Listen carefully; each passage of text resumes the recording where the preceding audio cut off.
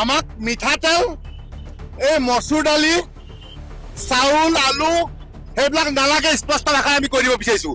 আমি অসমীয়া যুৱ মঞ্চে স্পষ্ট ভাষাৰে মুখ্যমন্ত্ৰী ডাঙৰীয়াক ক'ব বিচাৰিছোঁ যে এই আপোনাৰ তেল, দালি, চাউলৰ ৰাজনীতি বন্ধ কৰক, চাউলৰ ৰাজনীতি বন্ধ কৰক। আমাক ন্যায় লাগে, উই ৱান্ট জাষ্টিছ।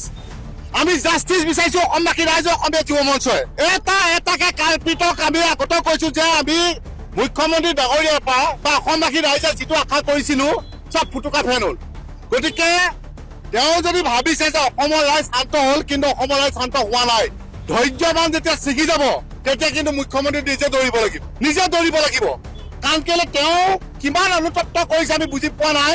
তেখেতক আমি দেখিছিলোঁ, মুখ্যমন্ত্ৰী দেখিছিলোঁ প্ৰথম অৱস্থাত তেখেতে একদম ৰচাল বচালকে খুব সুন্দৰকে তেখেতে একদম লাগি আছিল। কিন্তু এতিয়া দেখিছোঁ যে তেওঁৰ ৰাজনীতি মেৰপাকত সোমোৱাৰ নিচিনা আমি দেখিবলৈ পাইছোঁ। তেওঁ এতিয়া আপুনি চাওক, আপোনালোকক আমি খবৰ বিচাৰিছোঁ যে কাৰ গাৰ্লফ্ৰেণ্ড, কি কথা, কাৰ ঘৰত শাক বনাই, কি শাক বনাইছে, কাৰ ঘৰত কি মাংস বনাইছে, তেওঁ সেইবোৰ প্ৰয়োজন নাই। আমাৰ অসমবাসী এইটো প্ৰয়োজন নাই। আমাক লাগে ন্যায়, আৰু আমি বিচাৰিছিলোঁ ন্যায়।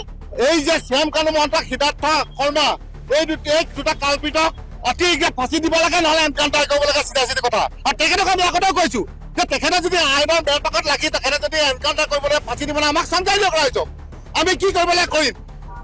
আৰু এটা কথা আমি স্পষ্ট ভাষাৰে কৈ দিব বিচাৰিছোঁ যে এই তাত যিকেইটা কাল্পিত, সেই জাহাজখনত যিকেইটা কাল্পিত আছিলে, সেই আৰক্ষণত যিকেইটা কাল্পিত আছিলে, তনয় ফুকন, অভিমন্যু তালুকদাৰ, দেৱজিৎ হাজৰিকা, ৰূপ কোমল কলিতা, সিদ্ধাৰ্থ বৰা, পৰীক্ষিত শৰ্মা, ৱাজিদ আহমেদ, এইকেইটা এতিয়ালৈকে অহা নাই। তাত খিকিন্দালি কৰি আছিলে।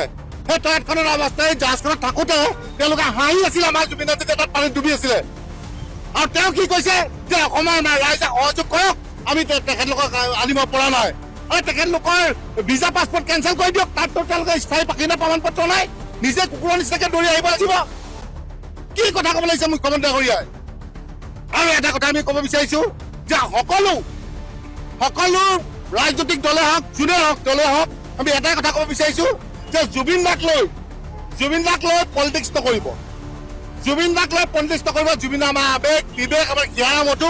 গতিকে আমি এটাই কথা ক'ব বিচাৰিছোঁ যে জুবিন দাক লৈ ৰাজনীতি খেল নেখেলিব, জুবিন দাক লৈ ৰাজনীতি নকৰিব। আমি অসমবাসী ৰাইজে বিচাৰিছোঁ যে চিধা এই কাল্পিত দুটাক এনকাউণ্টাৰ কৰি দিব লাগে, চিধা কথা, স্পষ্ট কথা। অন্যথা ফাৰ্ষ্ট ট্ৰেকৰ আদালতে আনি অতি শীঘ্ৰে ফাঁচি দিয়াৰ ব্যৱস্থা কৰিব লাগে। আৰু যিকেইটা ছিংগাপুৰত এতিয়ালৈকে লুকাই আছে, তেওঁলোক অহা নাই, এইকেইটাকো আনিব লাগে। আৰু আমি জানো, আমি দেখিবলৈ পাইছোঁ যে কালি পাৰফিউম দিয়াৰ কিবা ব্যৱস্থা কৰিছে, কিবা গৰম ৰুটি ভাজি লৈ গৈছে, ভাত লৈ গৈছে। এইবিলাক কেনেকুৱা কথা?